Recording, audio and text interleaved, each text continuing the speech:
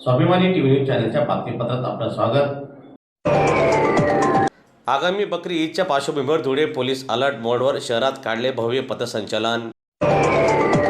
आगामी बकरी ईद सणाच्या पार्श्वभूमीवर धुळे शहरात कायदा आणि सुव्यवस्था अबाधित राहावी तसेच सामाजिक सलोखा कायम राहावा यासाठी धुळे जिल्हा पोलीस प्रशासन आता पूर्णपणे सज्ज झालेले आहे।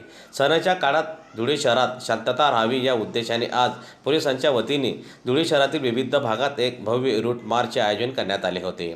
दरम्यान पोलीस अधीक्षक विशाल आनंद साहेब आणि अप्पर पोलीस अधीक्षक अजय देवरे यांच्या नेतृत्वाखाली हा रूट मार्च काढण्यात आला। 80 फुटी रोड, चाळीसगाव रोड, आझाद नगर यासारख्या शहरातील संवेदनशील भागांमधून हे पथसंचलन झाले। यामध्ये उपविभागीय पोलीस अधिकाऱ्यांसह 300हून अधिक पोलीस अधिकारी, कर्मचारी, SRPF, RCP प्लाटून आणि होमगार्डचे जवान रस्त्यावर उतरलेले होते।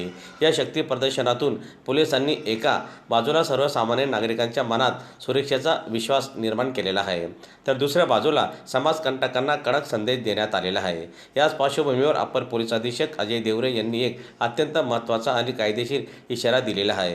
व्हॉट्सअप, इंस्टाग्राम किंवा कोणतेही सोशल मीडिया प्लॅटफॉर्मवर 2 समाजात तेढ निर्माण करणारी कोणतेही आक्षेपार्ह पोस्ट, रील किंवा स्टेटस ठेवल्यास अशा प्रवृत्तीची गय केली जाणार नाही। या सायबर हालचालींवर पोलिसांची करडी नजर असून अफवा पसरवणाऱ्यांवर तात्काळ थेट गुन्हे दाखल केले जातील असे प्रशासनाने स्पष्ट केलेले आहे।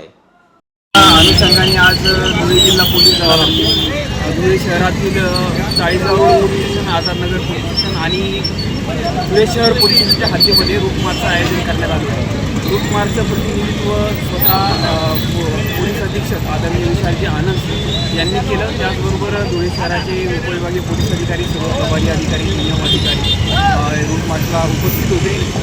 पोलीस अंमलदार, होमगार्ड्स आणि SRPF असं मिळून जवळपास 300 मनुष्यबळ या मार्चला उपस्थित होते। आगामी सणाच्या अनुषंगाने धुळे जिल्हा पोलीस दलातर्फे सर्व सज्जता करण्यात आलेली आहे। बंदोबस्त प्लॅनिंग करण्यात आलेलं आहे आणि मुबलक प्रमाणात पोलीस बंदोबस्त आपल्याला बाहेरून देखील मनुष्यबळ मिळालेलं आहे। आपल्या सगळ्यांच्या सहकार्याने बकरी ईद सण हा उत्साहात आणि शांततेत साजरा होईल याची मला खात्री आहे।